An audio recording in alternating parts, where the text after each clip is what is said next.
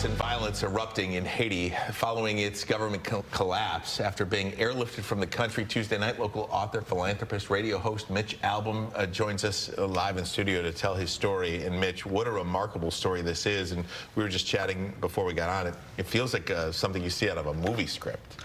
Well, the escape was, we went down there. I go every month. You guys know that. I've talked to you about it. And we brought 8 people with us, my wife and I. So there were 10 of us there. And then all of a sudden, the violence really surged. The prison break happened. They shut down all the airports. They shut down the roads. They shut down the ports. And there was literally no way to get out. And, we tried to go through government channels with the embassy, and they were of no help. They said, well, just stay there. Just stay there. We'll keep you updated. And then they left. So it was pretty obvious we were going to have to find a way out on our own. And we had a couple of botched attempts. One morning we were left on a top of a hill at 6 o'clock in the morning waiting for a helicopter to come that never came. And then finally we heard from Lisa McLean, a local congressperson here, who got in touch with this other Congressman, Corey Mills, who's I guess a former Navy SEAL or that kind of thing. And all through text and stuff like that, they arranged to come get us. They tried once and it didn't work the night before. And then on, I guess it was early Tuesday morning at about 3 o'clock in the morning, in the dark of night, they came in for us, pinged us just before they landed and said, no bags, just passports. We didn't understand why, because they told us we could bring 1 bag, so we had to leave all of our stuff. And turned out they bought a different helicopter, and instead of 12 seats, there were 4. Wow. And so we all had to plow in and just dump on top of each other. It was just a big rugby scrum inside this helicopter. And it was 60 seconds from the time they landed and the go, go, get in, up, and you're just praying that nobody shoots at you, because that's the whole reason, the gangs will shoot at helicopters if they see them.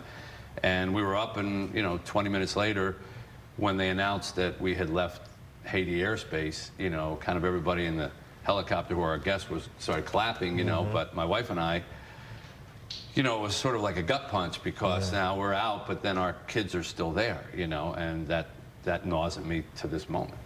What was it like for the kids on the ground from the time this started happening to the time you left? Were they ever in danger? What was it like? No, I mean, not in imminent danger. We have a lot of security guards around our orphanage, but I'll tell you something, Lee. When that attempt in the morning failed and we came back, our kids were so sympathetic. They put their arms around. They said, "Oh, we're so sorry you didn't get out," and wow. I just started to cry, because they can never get out. Yeah. If I had filled that helicopter with our 60 kids, they would have been turned away at any border we tried to go to. And that's the real crime of this. I mean, yeah, I'm happy that we got out. That's great, but what about all them? They can't go anywhere. Right. The DR won't let them cross over the border. We can't get them into America. We can't do anything. Can your security keep them safe? So far. I mean, we heard gunfire every single night. It's such a juxtaposition, Lee, that we do our evening prayers about 7 o'clock, and as they're singing these prayers, you can hear going on. I mean, rapid fire gunfire between the gangs and the police.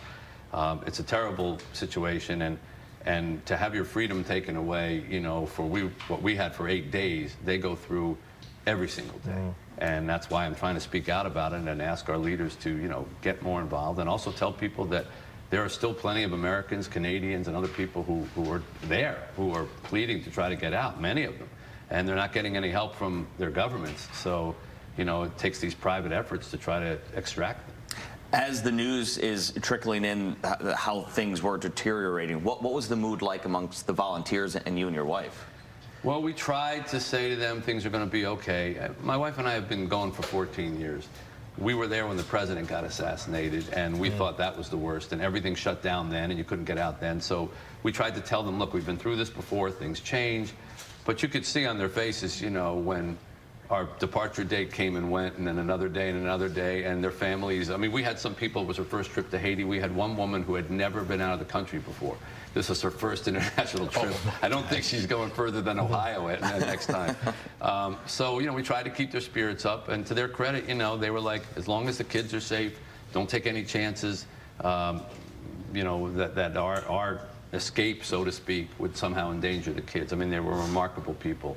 But they were happy to get home. Hey, Mitch, and I know you're not a political person, and I'm not going down that road, but What should the United States do in Haiti, in your opinion? Because this is, you know, there's Ukraine, there's Israel. This is not that. This is North America. This is a couple hundred miles south of Miami. Right. What should the U.S.'s response be? Well, I've said it before. I mean, we have a history in Haiti. People probably don't know this, but we occupied Haiti for 15 years in the early 1900s. Didn't we write their Constitution? We wrote their Constitution, and we put their money in our banks. We have an obligation to take care of this country. It's right, as you say, off of Florida. If that country destabilizes, all those Caribbean islands around there are in danger of destabilizing as well. And I promise you, if the Russians were in there, or the Chinese were in there, or there was oil under the ground, we'd be in there. But we have this hands-off approach, and we'll just send some money. Money's not going to do it. 80% of the Haitians, 80% want outside intervention to take care of these gangs. These are ruthless, ruthless gangs. They murder people in the street. They burn their bodies. They rape women in front of their husbands, you know, kill children. This is not like, oh, they'll work themselves out. They need an outside force to come in, and they have to go all the way to Kenya to try to find soldiers to come and try to quell this violence. Nobody, especially children, should have to live under those kinds of conditions. Our children haven't left our orphanage in 3 years, haven't set foot outside the gates. Their whole world exists just inside the gates. Can't go for an ice cream, can't go to the beach, can't just go take a walk outside because of kidnappings or violence or random shootings or things like that. That's just not a way to live. And I wish that our country was more proactive in doing something and not, you know, well, we'll send some money and we'll hope that they work it out. Well, hopefully you sharing your experience and your story will get our leaders to head down that road. Thank you so much, Mitch Albom. We appreciate, appreciate you sharing your stopping by. story. Yeah.